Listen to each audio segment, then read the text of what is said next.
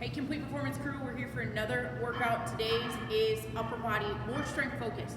So a lot of pulsing type of motions, holds, longer reps to get you through this, to get you a little bit more strength out of it. So let's go through the workout first. Today we have 3 supersets, 3 exercises per superset. You're gonna go around 5 times. So each exercise has to be done 5 times before you move on to the next set of 3 exercises. Each exercise is done for 30 seconds with a 15-second rest before you move into that next one. Let's go through this first one. We have push-ups, Bentover Wide Rows, and rear delt flutter. So push-ups, we've covered before in a few of these workouts, but a good review is we want hands comfortably right outside that chest. Those elbows should kind of be pulled in towards those sides. Core is nice and tight. Squeeze with those glutes. Press the floor away from you. Lower yourself all the way back down to get that full range of motion. Squeeze and then press floor away. Modify by bringing those knees down to the floor and then still allowing chest and hips to hit the floor at the same time. Then we go into a wide row, Bentover Wide Row. Just changes the angle at which your elbows are being pulled up. So I turn my palms in toward my shins, squeeze, pull those shoulder blades down to flatten out the back, pull up, elbows are away from the sides. Here's what this looks like from the sides. Squeeze, pull things up. You can use dumbbells. You could grab water bottles, balls, tennis balls, soup cans, anything like that in your house. Squeeze, really work on keeping that gap between the elbows. If you have bands, feel free to step on the center of the band, grab hold, turn the palms again in toward those shins. You can loop it around your hands, your fingers, and pull up this way. Those are wide rows, plenty of variations for you to get that done at home. Then we go into a rear delt flutter. That just means you're going to tip at the waist, back is nice and flat, let those arms hang long. You're gonna bring them up to the top for a rear delt. Squeeze shoulder blades. From here, you're going to flutter just beyond that top end range of motion and just below. Squeezing those shoulder blades. Keep back nice and flat, really pull those shoulder blades down. You almost want to think that you're bringing your pinkies toward your hips, squeezing here. From the side, it will look like this, pulling those shoulder blades down and together.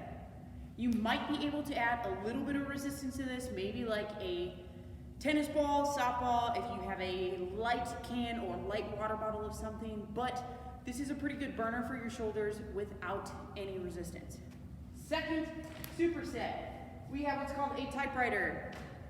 A typewriter, your hands are going to be wider than a normal plank, high plank position or push-up position. You're going to shift over your weight into one hand, back to the center, and then over toward the other side. You're going to alternate back and forth. Notice elbow bends just a little bit. I'm not allowing myself to cave in here. If you need to do that from your knees, things would look just like this. It's a good little shoulder and core work here. Then we go into what's called a seesaw, a great core and shoulder exercise. Elbows right underneath the shoulders. In a plank position here, you're going to seesaw back and forth. So I can push forward over, so my shoulders do come over my elbows, and then back into my heels. Really work that core here, squeeze through those shoulders. You can do this from your knees, but I would recommend putting a pad underneath your knees so that you can kind of slide forward and backward there. Thumbs up lateral raise. Grab some tiny weights around the house, water bottles, soup cans, tennis balls, balls. Pinkies go in towards your sides, raise thumbs up towards shoulder height and back down.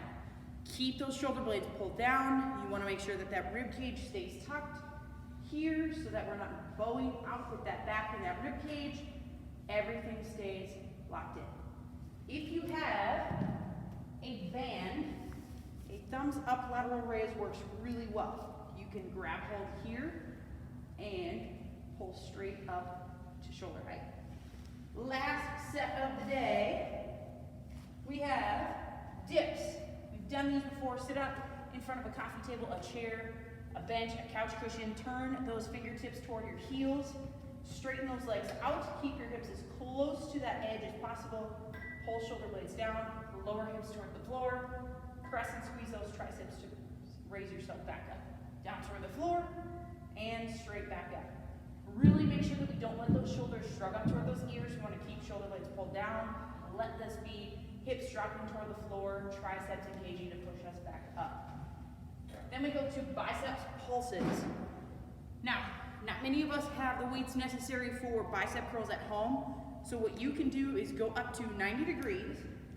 From here, you're going to pulse just above 90 degrees, just below 90 degrees.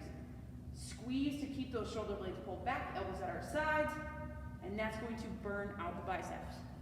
Bands work great for this one. Any type of weight or resistance object at home as well. Last but not least, we have an Arnold press. Grab dumbbells again. Start with dumbbells with palms facing your face here. Press up, rotate arms back out. Soup cans, water bottles work great for this one. A band is really tough to do unless you have a really long band, but squeeze core, rotate, press up overhead. You can opt for an alternating Arnold press, keeping those shoulders level as you go through. This one takes a little bit of the cardio out of play here today, but gives you a lot of strength focus. Go through these motions, make sure that you're getting full range of motion. That's gonna really help improve your strength benefits. If you need more modifications, if you have more questions, just let us know. We'd love to send you more videos. Have a great workout and stay healthy.